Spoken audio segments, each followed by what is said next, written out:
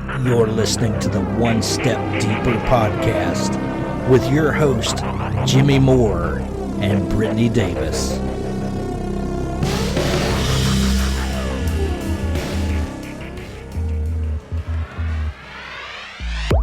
OneStepDeeperPodcast.com. You're styling today, I see. You got the hair all trimmed and proper. You got the off the shoulder look going. Listen, this is an illusion, okay? This is just a really baggy shirt, okay? That's all that is. This is comfort. That's what this is. Hey, comfort is all Jimmy Moore is about. I got t-shirt and shorts on. That's how I roll in the Shire, as they say. Yes. Well, are you excited? We're literally now, as of the recording of this, just weeks away from the One Step Deeper journal, The Foundations, coming out. We've been working hot and heavy. It's literally now at the printer. And maybe by this time this airs, you'll have that first copy. I'm not sure when it's coming, but we're hoping maybe by the time it airs. Trust me, you guys will know because you will hear the scream all the way from Aiken, South Carolina. Yeah, that's for sure. Like, I'm just kind of like, calm down. Because, like, it's just getting so close and there's so many emotions coming along. Like, yes, fear, but like complete and utter excitement. Like, I don't think I've ever been this excited before, ever. Well, writing a book is a big deal, and congratulations. You are officially an author, and I'm honored that we helped make that dream come true for Brittany. And you guys out there are about to have your mind literally blown, because this book, and I keep saying it, but it's the proudest book I've ever been a part of, and it's going to change your life. If you read our book and you're like, yeah, it was good. No, you didn't get it. That's not what we expect when you read our book. We think when you read our book and you actually do it over the 40-day period and really take your time going through it, if at the end of that your life is not radically changed, something's wrong with you. So, No. You know what? Like, we set it up that if you take this seriously, you should see amazing changes happen for you. And look, it's all about going one step deeper, which is what we've done on this podcast for well over a year now. But today, episode 55, we got the double nickel episode today. You can't fix other people. Don't even try. Like, why would you even try to fix other people? But Brittany, there's people that like to fix other people, aren't there? Yes.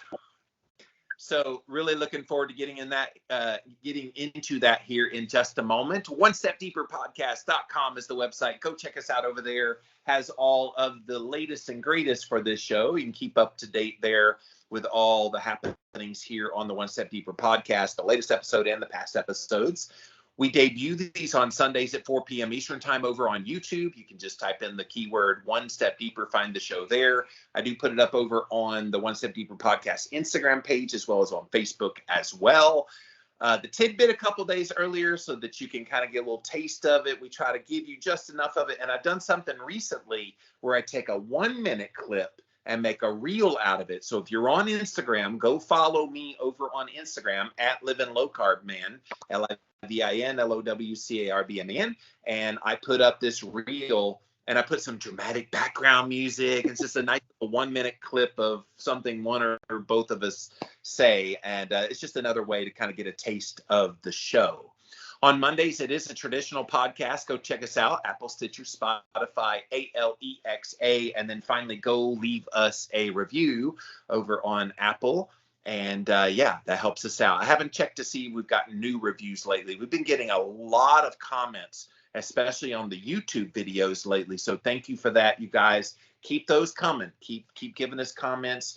We like to know that what we're saying is resonating with you, because that's why we're here. We're not trying to do anything more than resonate with you and help you change your life. So let's get into this topic today, fixing other people. Well, what makes us want to do that? Wow, that's a loaded question. Like, let's just start out. So there's so many different things that go into this wanting to fix others. And before I get there, like, guys, Jimmy and I, are fixers. Okay. I've known Jimmy for a while. He's known me. And like, it started in childhood. And some of the reasons that I'm going to talk about is like, we've always had this inner drive to fix others. Like, hello, we're doing the One Step Deeper podcast. And it's not that we want to fix you. We're not after fixing you. We've done some personal development, but like, we just want to make life easier and better for other people. But it's such a sticky situation because too many times we don't have the ability to separate empathy and responsibility. So, yes, you can empathize with anybody that you love in your life, but just like we've talked about before, it's your responsibility to take on your own things. It's not your responsibility to take on other people's emotions and feelings and thoughts. And so, like, that's where we have to separate those two things between empathy and responsibility. Well, and part of the challenge with trying to fix other people is people don't like kind of having fingers pointed at them, because the inherent message is there's something wrong with you. And sometimes the things that people want to fix in others aren't really flaws. It's just you're not the version of you I want you to be. And so I have to fix you into my version of what I want you to be. And, you know, people have those in love relationships where the spouse wants to change the other. Oh, I'm going to change them. I don't like the way they are. Or a friend, and I've literally never tried to change you, Brittany. I want you warts and all, and you give me warts and all. And I think that's why we work so well as friends is we don't try to fix each other. Now, we invite, hey, give me feedback on the situation. I give you feedback on your situations. But neither one of us is like, well, if you only did this, then you would be no, we know better. I know better on this end of things not to do that to you.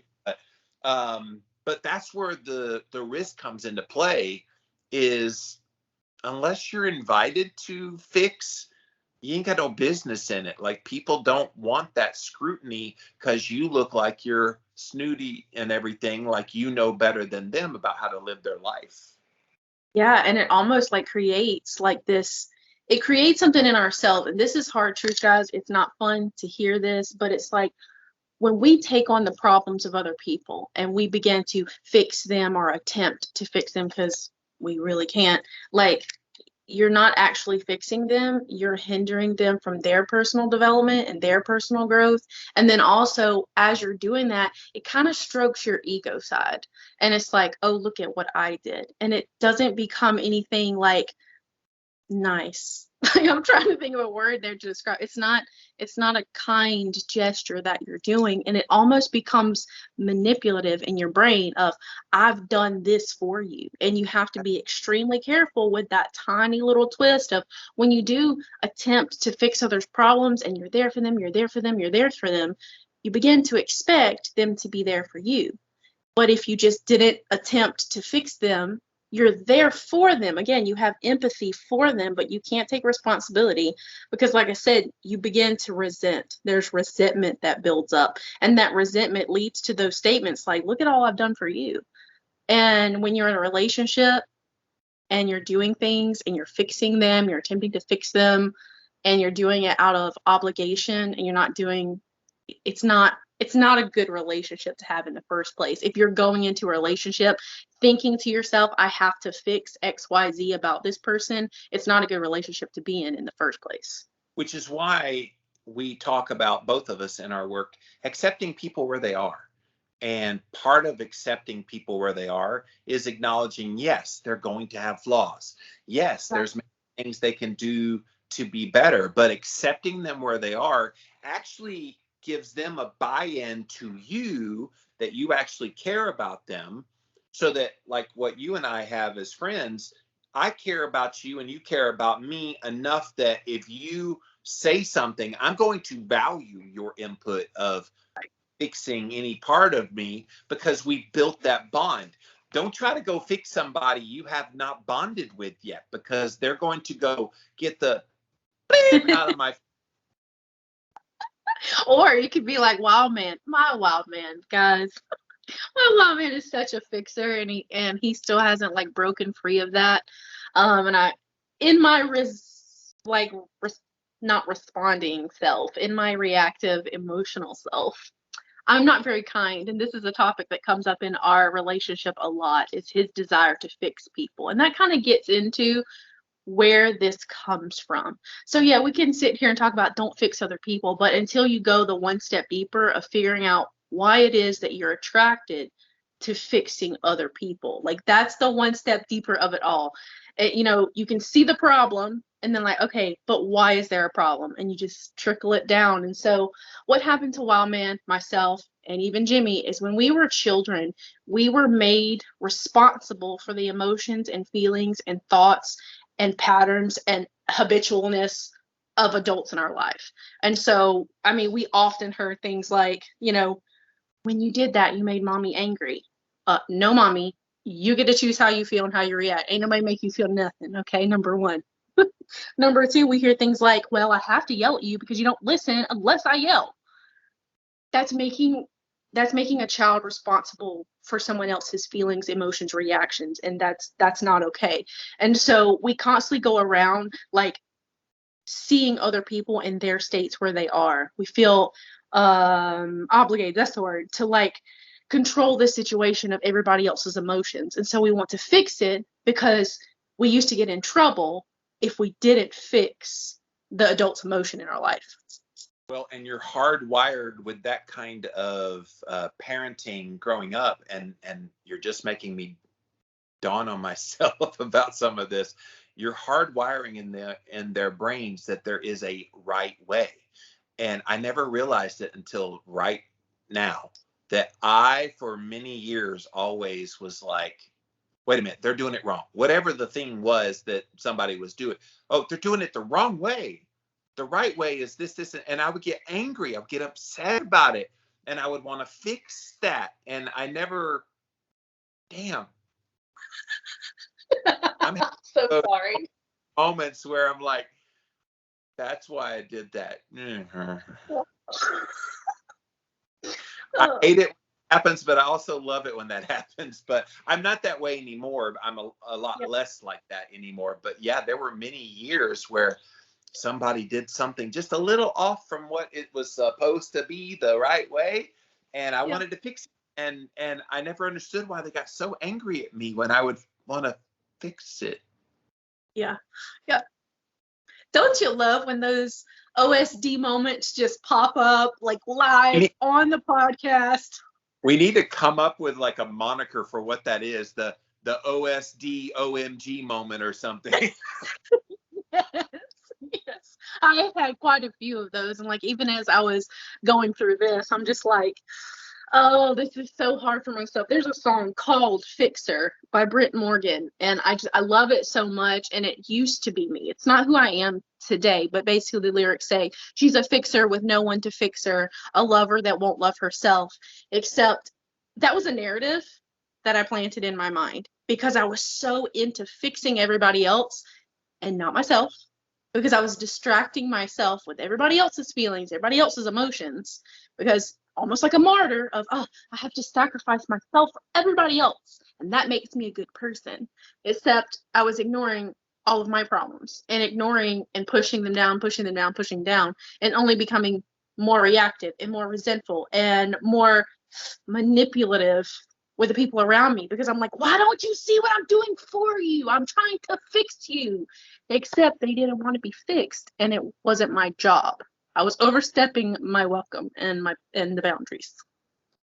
Well, and I think a lot of times people get upset at someone trying to fix them because they see flaws in you, and you're supposedly the fixer, and the presumption is you're trying to fix someone that you yourself have no things that need fixing.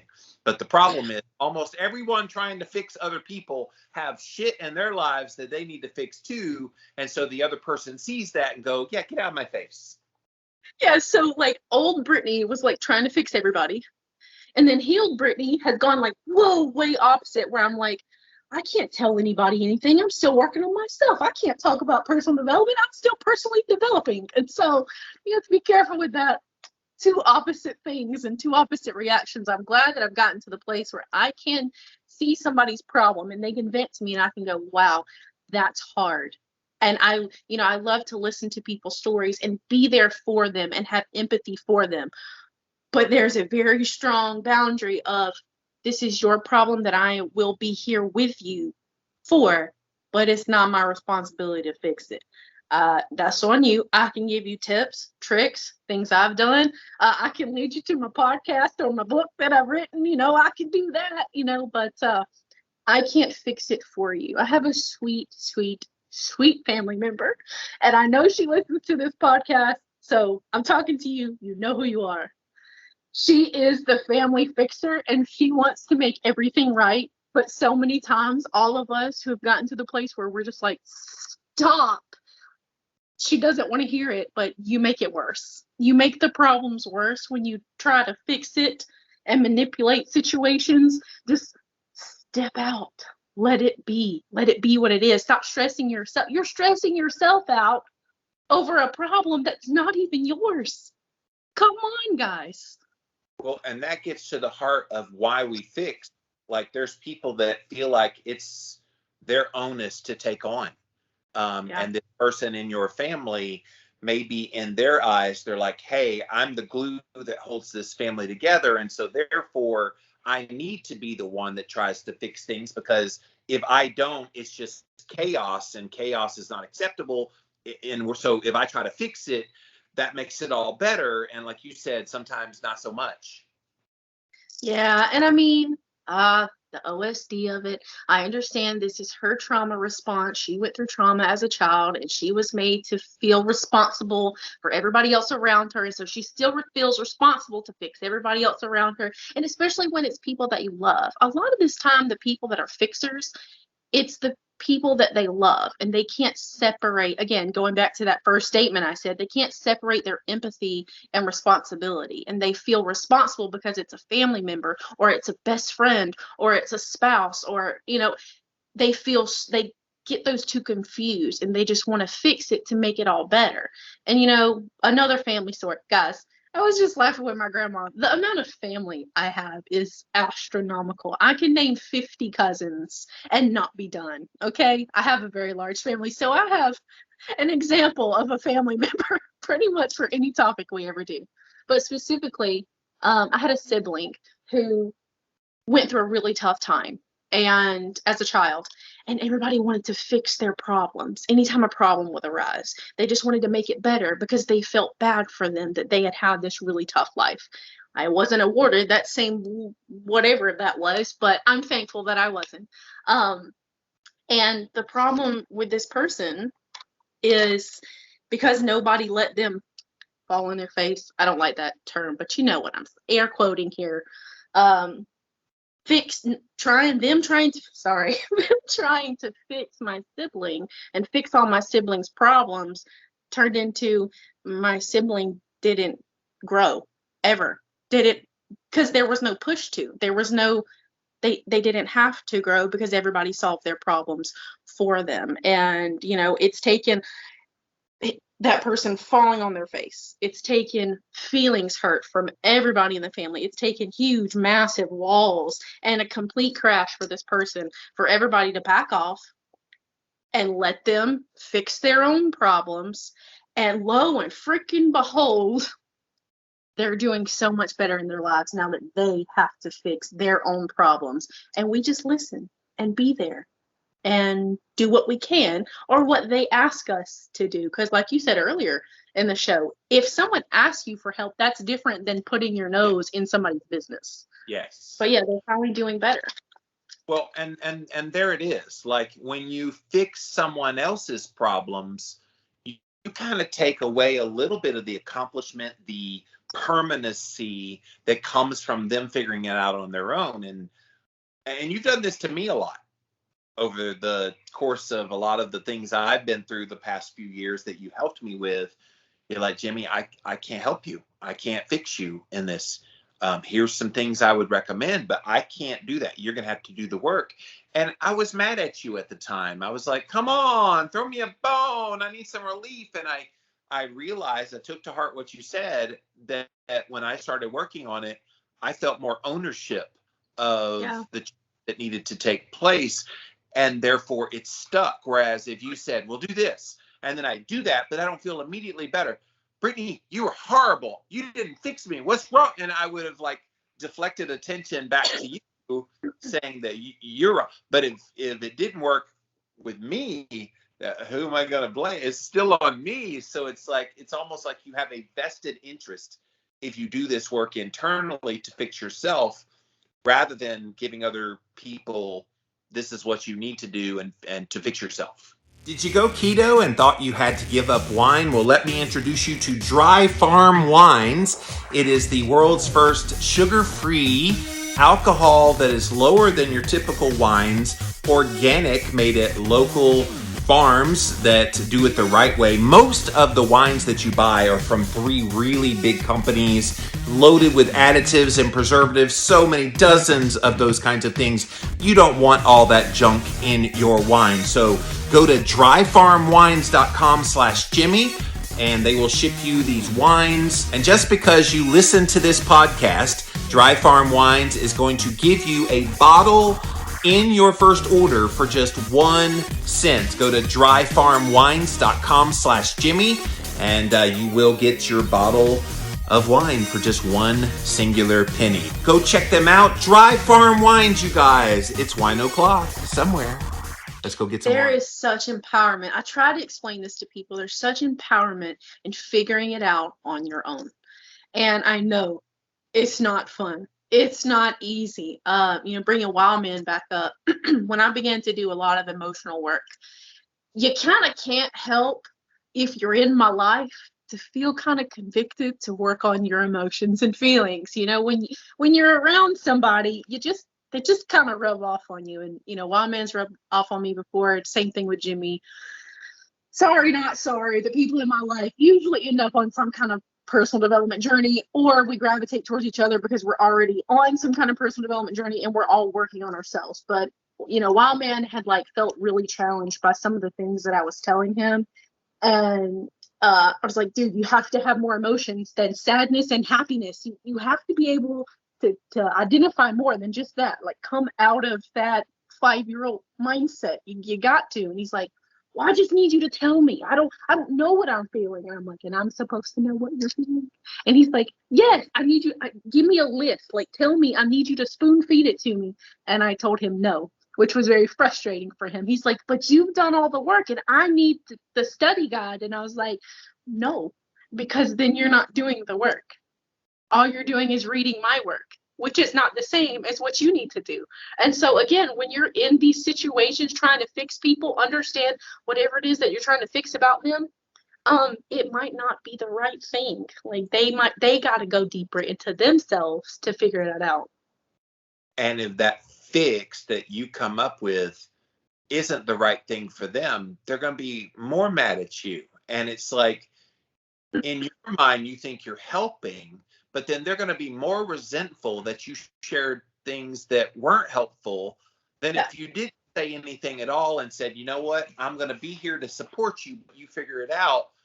There's almost a sort of strength in that position of, I'm not going to give you the answer. It's kind of like, you homeschool your kids. You could easily give the girls the answers to tests that they take, but you're like, you know what?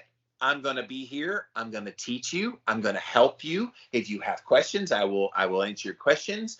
But when it comes time for you to take the test, guess what? It's on you to fix the answers to the questions and figure that out, because I have equipped you for you to figure it out. Not gave you the answer, not silver platter and said, here you go. You're going to appreciate it more that you know it. And it sticks. I'm going to go back to that permanency of when you out the fix for yourself. There is a permanency there that sticks, that you actually have a little bit of pride in, that I figured this out. I fixed myself. I didn't need external help. Yes, external support, but not external help. And there's pride there when you do it on your own. Yeah, and you want more. It's addictive. So why do I do this brutal thing called personal development? Why do I keep going through these emotions, these feelings, these things? Why do I keep pushing for myself? It's because every time I get to that moment, I'm already excited about the book. We've covered that. But when I get to hold it in my hands, there's gonna be an elation just inside of me that I won't be able to feel until that very moment. But it took work and dedication and a year of my time and Jimmy's time just working through my mental mess, working through my emotions, working through this. And you know what? Had somebody come in and try to fix that problem, it wouldn't work. And your limiting beliefs and your imposter syndrome. I mean, let's go down the list. Guys, I've had more psychology that I've had to do with this little lady writing this book than actually the writing of the book. She's been amazing writing. It's the psychology I've had to do in between the writing because you were like really upset. But see, you never tried to fix it. No. You listened. You paused. You let me have a pause. You let me have my moment. And then just you listening, and I would have asked, hey, what did you do in this situation? Because pretty much any emotion that I felt writing my first book, I'm pretty sure Jimmy Moore felt while he was writing his first book. I mean, not everybody is at writing 10 books here, but I loved that I had someone with that knowledge in the past that I could go to. And it was never like, Jimmy, fix me. It was just, Jimmy, what the hell do I do? This is not fun. And guess what has happened, guys? So because we've gone through this process, how do you feel about the next book we're going to write? Oh, I'm so excited. Yeah. Like I worked through all those things. I'm good. Yeah, you're ready to do the next one. And like, bitches, I'm coming at you now. And so, by the way, go ahead. By the way, so when she does get a copy of One Step Deeper Journal of the Foundations, I wanted to hand deliver it to her and go on camera, but she won't let me do that. I'm like, oh, let's see the emotion. I want to see. She said, I'll be a blubbering idiot. I said, that'll be wonderful because that's a great reaction to something momentous in your life. Like, I'm not going to try to fix you on that one. I just feel like it. Okay, I don't respond when you get married, typically you cry, right? Oh no. I was like smiling ear to ear. Like the pictures of me on my wedding day were just absolutely, Chris was crying and I was just like smiling like a giddy little schoolgirl. Like it was crazy. And so like when I get the book, like you would expect me to cry and I'm just like, I don't know how I'm going to react. So I don't want that documented because I have no idea how I'm going to react. Aww. But that's the fun way. I won't push that. Oh, I think it would be good. But yes, we need we'll let the listeners and the watchers, y'all weigh in. Do you guys want to see my reaction? Okay, if you want to see it, I guess I'll do it. They want to see it, but we'll see. Let us know, guys. Leave us a comment. Yes. Yeah, so fixing people is, I mean, I hate this topic and I love this topic because I feel like people think it's their duty. And of course, I blame the online world for this, by the way, because online has pretty much opened the lines of, all right, you're putting your stuff out there. I have the right to talk about it. And so in real life, people think the same thing. Well, if you've got problems and you're like, well, let me tell you what you need to do. And it's like, what's really funny to me is I've been in like the keto and health space forever. And and fasting and all the things that I've done. And people will be like, well, if you only fasted a few days and you cut your carbs, I'm like, are you trying to fix the guy that literally wrote the books on how to do the things you're now telling me about? It's kind of funny to me that they're trying to fix someone who has knowledge. I don't know if I need to be insulted or laugh. It's both, but yeah. Some people don't know. Some people genuinely don't know. That's something that always gets me when people start like commenting and you're just like, no, that's not, do a little research. It's okay. And that's why I would just prefer just to laugh at the reaction instead of get offended and nobody needs to feel that. Like, just move on. But yeah, exactly. How many people come in you deal with this a lot more than I do. I haven't gotten a big enough following where I deal with this. I know eventually I will, but it breaks me. People get on the internet looking for things to fix. Yeah. And unfortunately that comes off as Karen I mean, mind your business, Karen, but I mean, you get a lot of comments from people trying to give you advice, and giving advice fits into this, guys. It's trying to fix somebody that didn't ask you to fix them. Mind your damn business. Yeah, I did a reel on this as of the recording of this, and it's like people that I don't know, they love giving unsolicited advice when you didn't ask for it, and it's like, don't do that. Don't do that. I want to play that reel so people can see it, but here we go. Don't do that. Don't do that. What? I know what you're doing. Don't do I'm that. not doing anything. I know what you're doing. I'm not doing anything. Listen to me. So that's, man, it says it Yeah. all. Like I feel like people, I don't know, what is it within them that gives them that gumption? Is it just because most people don't say something back of, yeah, go F off, we don't need your but I guess most people are they'll just take it and they just don't say anything. Yeah, I would dare people try to do that with me, because it Yeah. don't go over very well. I think about with you, because you do homeschooling. If somebody said, well, you could homeschool better if you did this, and that, you would not like that at all. Actually, now that you say that, that like jolted a memory of in the book. I talk about, don't know which day it is. I'm sorry. But on one of the days, I talk about how I used to let everybody's opinions and them trying to fix me dictate who I was. And so I've had the opposite of this. Not only have I been the fixer, I've been the victim of everybody trying to fix me. And I think that's why I always got so overwhelmed with personal development before, because I was like, what's wrong with me? Because everybody would tell me that something I was doing was wrong. And I'm not the type of person that's going to go, that's something wrong with you. I take it on myself. That's Enneagram talk. That's episode 6. That's way back. That's Enneagram, type 1 Enneagrams. And I think 3s deal with this as well. Criticism is extremely hard for us because we don't dismiss it like other Enneagrams might or other personality types might. We take it so hard. And so the opinions of other people trying to fix me, well, you should do this with your kids, or you should eat this way, or you should talk this way, or you should do this, you should work this job, you shouldn't work, you should stay at home. All of these opinions of people trying to fix me just overwhelmed me so much before I was finally like, all right, everybody, you get a wall, you get a boundary, everybody gets a boundary. Stay the hell out of my mind, stay the hell out of my life. I'm gonna fix me, and I don't need your opinions. And it's tough to everybody else, but I learned to put that wall up. And so if you're a person that's not necessarily a fixer, but you have opinions of people in your ear all the time of what you should do, stop. And stop accepting it. Stop sitting there. Don't just like, okay. Don't listen to it. You're wasting your precious time and energy. You know how somebody could reach me if they wanted to fix something that they see in me? And look, I don't pretend like I know everything about everything.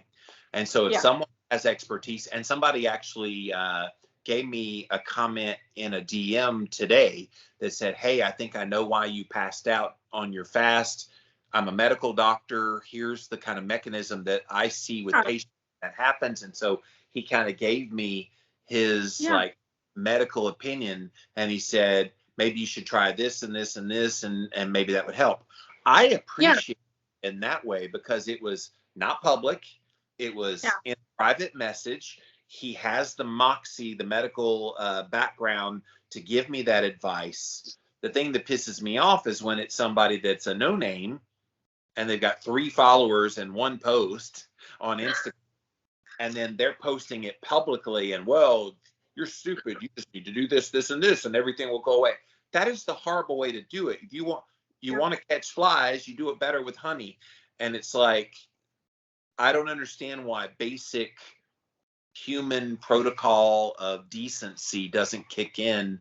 And again, there's a lot of reasons for that. The stress in the world right now has made people a lot more mentally unstable, and so people lash out. And that's the other part of this. Rather than lashing out at the people that want to fix you, almost ask yourself, is that desire to fix you a coping mechanism for their trauma? And is their desire to fix you and them seeing flaws in you actually them seeing a reflection of the flaws they have in themselves. Yes. See, it all comes back. Oh, that one stings. You know, my dad and I, we joke so much now. We actually went out to breakfast a couple days ago, and he had an old friend of his come up to the table. He's like, look, this is my daughter. He's like, we didn't really talk for 29 years, but that's because we figured out we're the same person. And yes, so every flaw that I would pick apart in my dad and be like, my dad did this, this, and this, and this, and this. And dad would be over here venting to somebody, well, she did this, this, and this, and this. And then we realized it's because we had to work on that in ourselves, and we saw it in another person, and we couldn't be vulnerable enough to see it in ourselves. Except now that we do, I don't try to fix him. He doesn't try to fix me. We're just like, hey, so I noticed this thing. Well, and because you're the same person, if you see a flaw in him, it's probably a flaw in you as well. Oh man, that would hurt so much to take that one in a couple of months ago. Just, oh wow. You know what would be really cool though, as a strategy for helping someone with something that you have that propensity to want to see them fix? This strategy, this just popped in my head, and I think it's kind of cool. If you want to approach someone and say, you know what, I'm struggling with whatever they're struggling with, and then say, I have been having a tough time, and I would like to have a buddy that would help me as I'm going down this journey. Would you do this with me? And then that way they're like, holy crap, I deal with that too. Yeah, let's keep each other accountable. Now look at what you did. You did the same thing. You offered the suggestion to fix, but then you internalized it and said, hey, look, I'm going to work on me, which sincerely do that. Don't fake like you're doing that. Sincerely do that. Watch them. They'll sincerely be working on them. How cool would that be?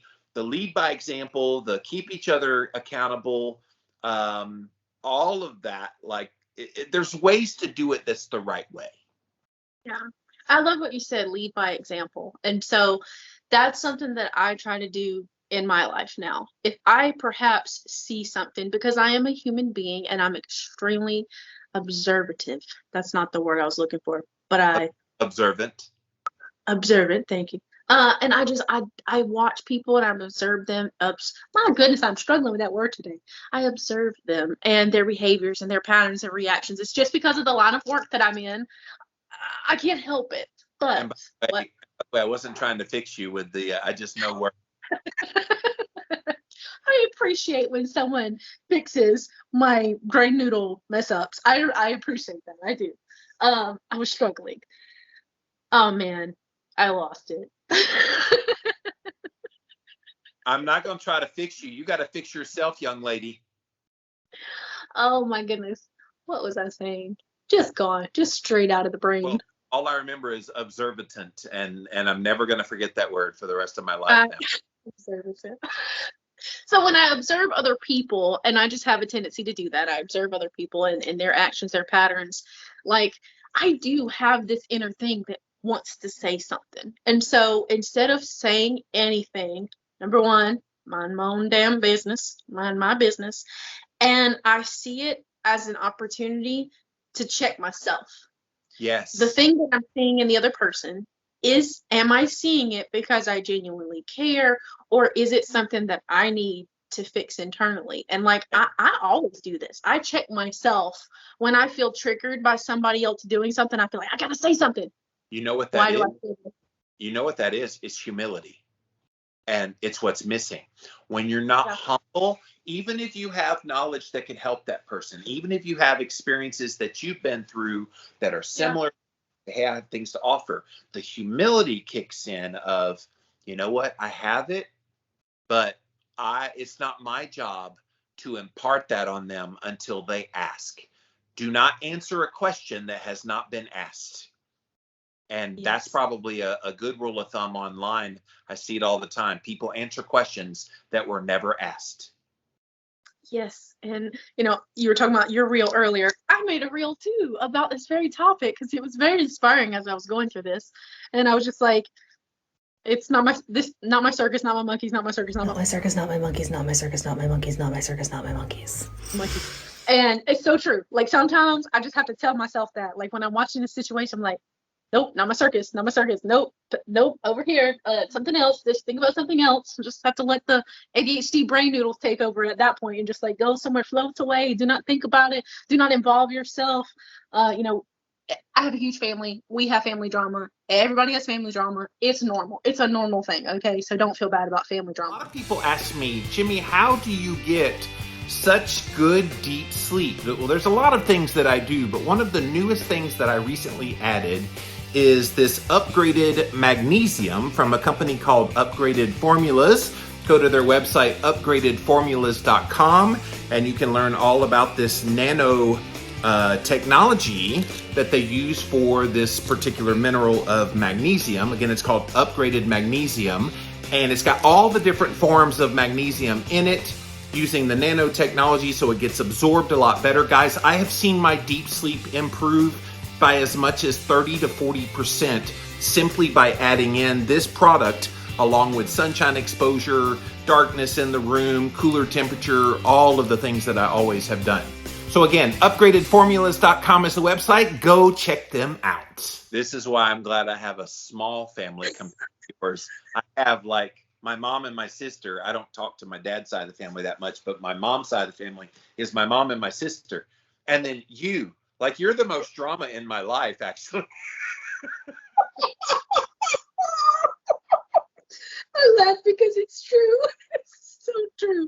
Poor Jimmy trying to keep up with me telling him about my story. He's like, wait a minute, which mom is this? Because I have three. Wait a minute, which? I'll be like, okay, so that's a second cousin you're talking about there. Yeah, I'm all the time trying to keep the I need a diagram of all your family trees. I keep up with all these names. Oh my gosh, it's so bad. It's so bad. Oh my gosh, I'm blessed with a lot of family. Blessed is maybe blessed. Maybe we say that. So back to what I was saying. I have a very large. It keeps your life entertaining. Very much so. Very much so. And so I have to practice this, not my circus, not my monkeys. Okay. Because especially when it comes to family and those close relationships that we have, it's more rare for someone to just, I mean, I guess with the internet, not so much these days, but it's going to be odd for someone to just like cold walk up to somebody they don't know and be like, hey, I see this problem. Let me help you. You know, it's more happens with those close relationships. And so there's drama in my family. Okay. There's drama in my family. And people try to come to me and like vent to me about that person or about this thing or about that thing. And I'm just like, not my circus, not my monkeys, not my circus, not my monkeys.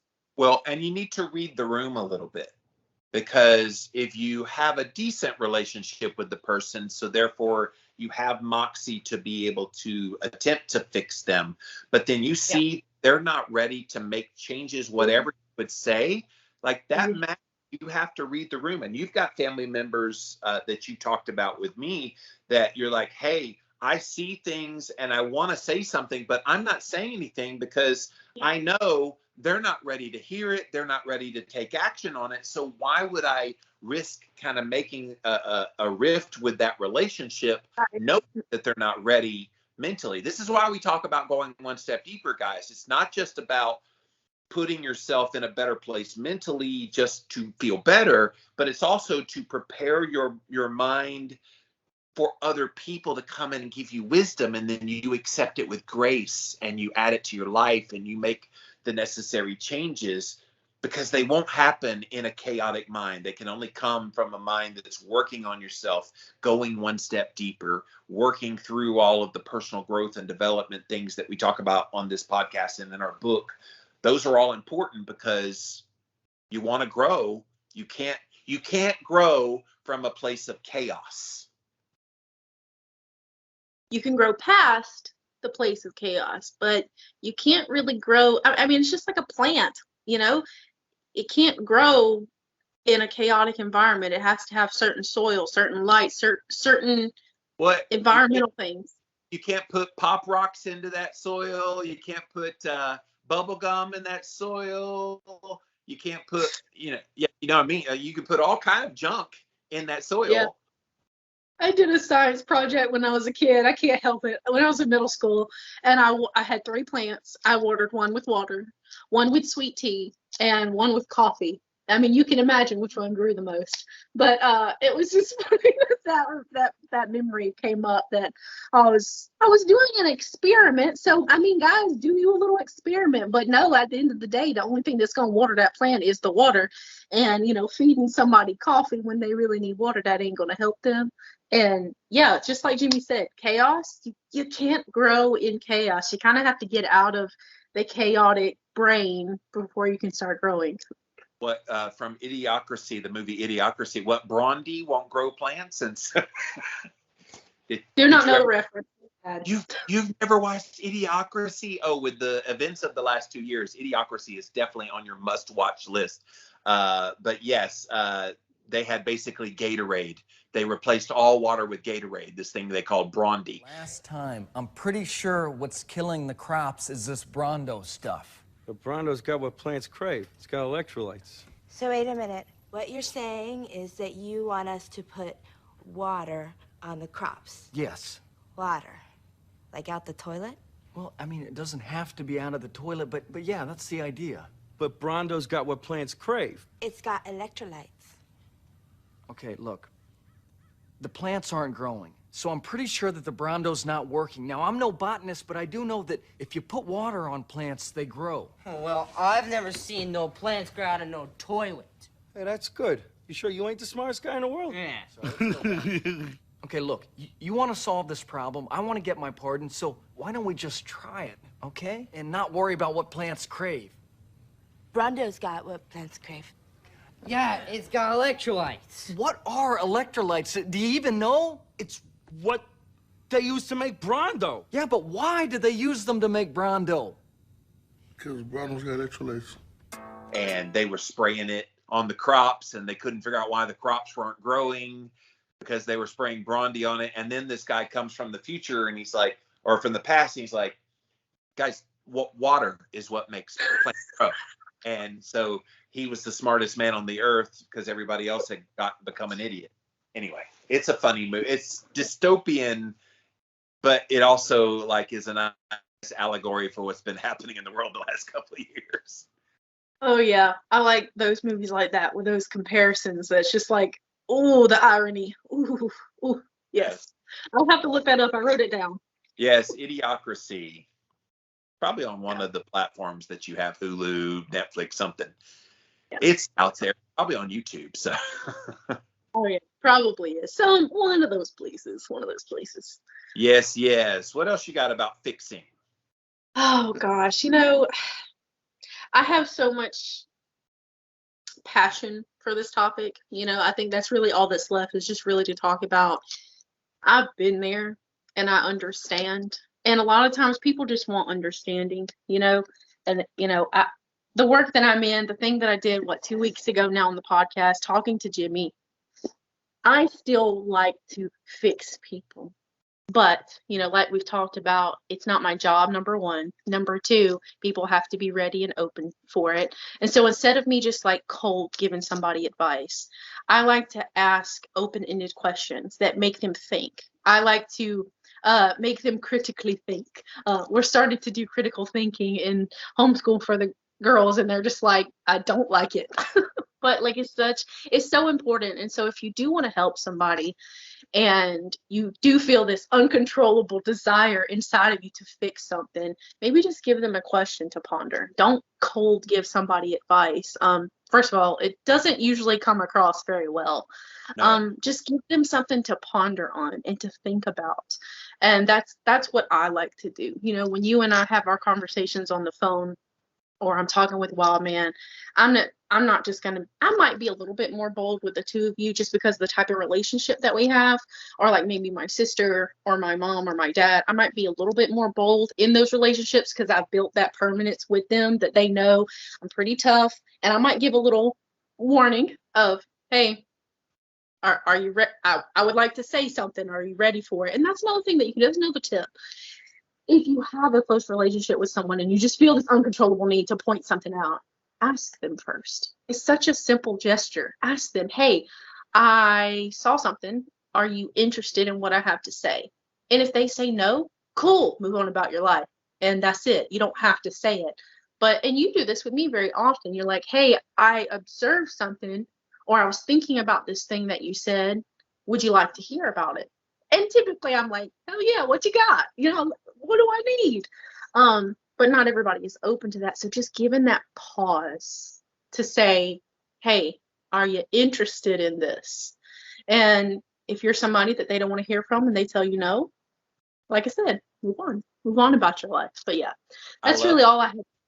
I love in the book where you were telling the story about your abuse that you went through, and your mom asked you one day, hey, did the stepdad ever mess with you? And your response back was, don't ask a question you don't want to know the answer to. So you were kind of saying the same thing to her of, we'll go there, but are you sure you want to ask me that question? I still say that like so many times when people like do come to me for advice. I always tell them, are you truly ready to receive what it is that I have that I could tell you here? Because I could possibly slap you in the face. I had another family member, guys, this is another one, call me yesterday, and they're like, I saw the new podcast that you released it. Oh my gosh, I'm struggling with words. We're going to have to come out with a dictionary of all these words you come up with. But you released a new podcast. Which one? Oh my goodness. Episode 54, where we're talking about the suffering that we cause ourselves. And they're like, I'll be honest with you, I just saw the title. I hadn't seen the tidbit, I hadn't seen nothing. I just saw the title and I am not ready to hear it. I already know it's going to slap me in the face. And I was like, good, it's the great one for you. People have the choice. I'm not trying to fix you. That's your choice. I'm just giving you something to ponder about and think about, just like you and I are doing today. This is a topic for you guys to just kind of sit with. Are you a fixer? Why are you a fixer? How deep does it go? Why are you responding this way? Just ask yourself some of these questions. And if you get someone trying to fix you, don't have a knee-jerk reaction. Yep. Just basically respond back, thank you. I appreciate your input. And then I will take that under advisement. You don't have to make a big deal about it. Maybe you didn't like it, but that's their issue to deal with about giving you that unsolicited. For you, you take it in stride and you move on with your life. Don't make a big deal about it. Yeah, I love that you do that. I've seen you do that in your comments several times of, thank you for your opinion. Have a nice day. And that's your online Southern way of saying, well, bless your heart. Well, I mean, I've learned being in this game for so long that it just does no good to get in a pissing match with people online. Like there's this vegan that's haranguing me on YouTube right now with every single ice bath video that I do. And he's like, you just need to cut your fat. You just need to cut and everything will get better. Thank you, sir. Appreciate your input. You should just go vegan. No, thank you. I won't be doing that, but have a nice day. And it's like, why be ugly? He's trying to fix me. And that's okay if he feels the need, but that's his issue, not mine. Yes, I love it. I love it. Yes. Wonderful. Yes. So guys, here in episode 5, double nickel this week, it's not your responsibility to fix other people. And hopefully we gave you things to think about that. Why do you do that? What makes you have that propensity to want to do that if you're one of those fixers? Or are you someone who seeks out people trying to fix you? That's not really their job. It's your job. And so hopefully today you learned there's ways that you can do that for yourself, and you'll appreciate it more. And by the way, any potential fix will stick better if you yourself figure that out on your own. Miss Brittany, take us home. All right, guys. OneStepDeeperPodcast.com. All the past episodes are there. I highly suggest you dig through this. If you're really on a one step deeper journey and you're really wanting to dive deep, all of these podcasts that we talk about, somehow, even though we don't intend them to overlap, they overlap. And there's so much information. Yes, the book, it's coming. It's going to be available and it's going to do the same thing. And we're really excited about it. But seriously, Seriously, if you're wanting to go deeper, go to all the past episodes. And where you can do that, onestepdeeperpodcast.com. YouTube, 4 p.m. Eastern Standard Time. That's where you can find it at the first place. If you're a first time watcher, you're like, I got to have it before anybody else, that's where you do that. 4 p.m. Eastern Standard Time, YouTube. Instagram, Facebook, the full episodes also go up on both of those places. I like to put up the tidbit, little 15-minute little taste. Am I missing something? On Sunday. Did I say Sunday? My bad. They go up on Sunday there as well. Sunday at all, and I'm not trying to fix you. You didn't mention Sunday, so I was like, you said 4 p.m., but I was like, Sunday. Thank you. I needed that fixed. Sunday, 4 p.m., guys. Sorry about that. We are audio podcast. You can listen to us anywhere you listen to podcasts: Spotify, Apple, Stitcher, Alexa, and leave us a review over on Apple Podcasts. And we love hearing from you guys individually too. And I say this pretty much every week. Living Low Carb Man, Becoming Brittany Lee. We love hearing from there as well. Love you guys. Thank you for listening to the podcast, by the way. I don't know if I've ever really said that. I'm so thankful for our listeners and our watchers. If you watch us on YouTube, I'm so grateful for you guys. Look, we realize this is a hard show for people to get through. We have people that they are huge fans, but then they're like, dang, man, you have to hit me that hard in the gut. But that's what we do. Like, it would be easy to do a little mamby-pamby, everything's going to be all right. And it's like, that's not real life. That's not you can't go one step deeper and be comfortable. You can only go one step deeper in the discomfort. And so lean into that discomfort. Lean into it. When you start reading the One Step Deeper Journal of the Foundations, you're going to feel discomfort. I promise you, it's going to happen, but it's by design. You can't get stronger. You can't be more resilient until you allow yourself to feel that uncomfortableness. Right now, I'm getting into ice baths every single day. I'm circa 2 hours away from getting in it today. 32 degrees Fahrenheit, 5 minutes. Is it comfortable? No. Do I make it look comfortable? Yeah, I sure do. Because in my mind, I know, okay, I just need to get through this 5 minutes. And I'm going to reap the benefits. You'll read our book, and it'll take you 40 days because it's a 40-day journal to get through it, but you're going to be better and feel better at the other side of it. So, yes, uncomfortable in the moment, but in the end, the reason you go through that is you're trying to be better. I love it. Jimmy went on a little rant. Reminds me of Jimmy rant days. Wow, that was incredible right there at the end. I love it. We had some extra time. I'm like, all right, I'm going off today. So you did. You went off. You showed out. I love it. It was great. And so one more time, guys, the One Step Deeper Journal, the Foundations, it is coming in just a few short weeks. I promise you, as soon as we know it is available on Amazon, you will be the first to know here on the podcast. Go follow us everywhere. And you'll find out. And probably by the next time we come on the air, hopefully, fingers crossed, we will have a copy, both of us, in our hands to show up to the screen. We'll get a quick copy off the printer so we can show you, so I can see Miss Thang here be a blubbering, laughing, whatever she's going to do, reactions. Yes. Yes. But guys, thank you so much for watching here today, and we'll see you again next week.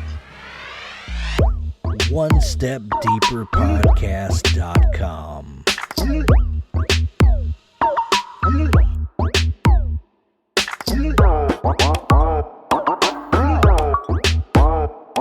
Have you experienced the dreaded keto flu? Did you know that most of these symptoms are actually due to your body dumping excess electrolytes?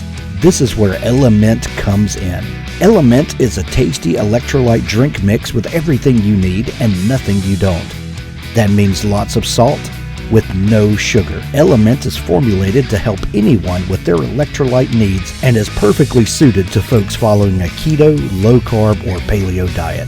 Element contains a science-backed electrolyte ratio, 1,000 milligrams of sodium, 200 milligrams potassium, and 60 milligrams of magnesium, with none of the junk, no sugar, no coloring, no artificial ingredients, no gluten, no fillers, no BS. Everyone needs electrolytes, especially those on low-carb diets, or if you practice intermittent or extended fasting, if you're physically active, or sweat a lot. Add Element today and see how much better you feel and perform. Use the URL drinklmnt.com cohosts.com/Jimmy.